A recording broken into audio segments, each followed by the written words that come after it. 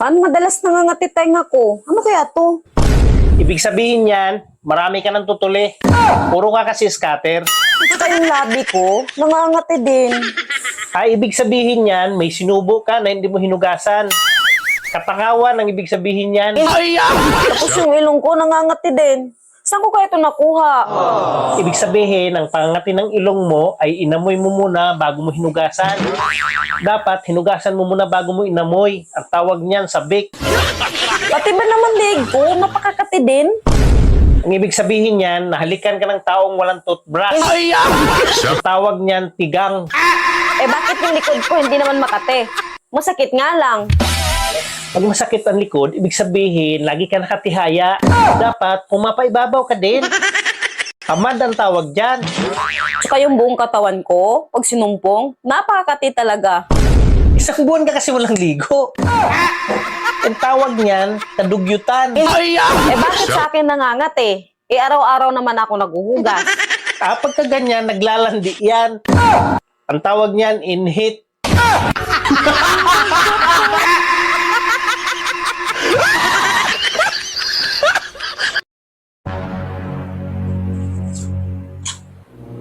Ano yan kinakain mo?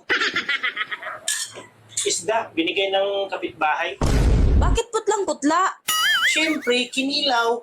Ganun talaga pag kinilaw. Bakit ka kumakain ng hilaw? Kadiri ka naman. May kinilaw ba na luto? Siyempre, kinilaw, hilaw yan.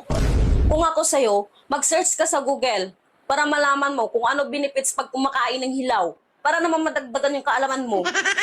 Bakit? Masama bang kumain ng hilaw? Oo, nakakabulati daw yan pag kumakain ka ng hilaw. Bakit mo ako sinusubuan ng hilaw kagabi kung nakakabulati yung hilaw? Bakit? Paano mo nasabing hilaw? Medyo mapula eh. Tangik, sariwa at bagong hugas yun. Sariwat ba kung hugas ba yun? Oo. Bakit may amoy na?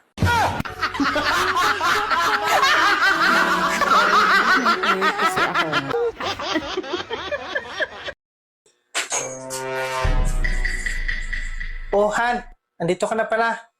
Kumain ka na ba? Oo, tapos na ako kumain. Saan ka kumain? Nagsaing pa naman ako ng marami. Han, sorry. Ba't ka nagsusuri? Nanlalaki ako. Natukso kasi ako. Andyan na naman tayo sa joke mo na yan. Bakit? Paano ka ba natukso? Dinala niya kasi ako sa bahay niya. Huwag mo ako i-good time dahil hindi ako maniniwala sa'yo. Oo nga, hindi kita ginugood time. Totoo yun.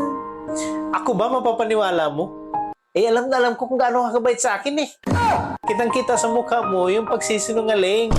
Ba't ayaw mo maniwala na may lalaki ako? At dinala niya ako sa bahay nila?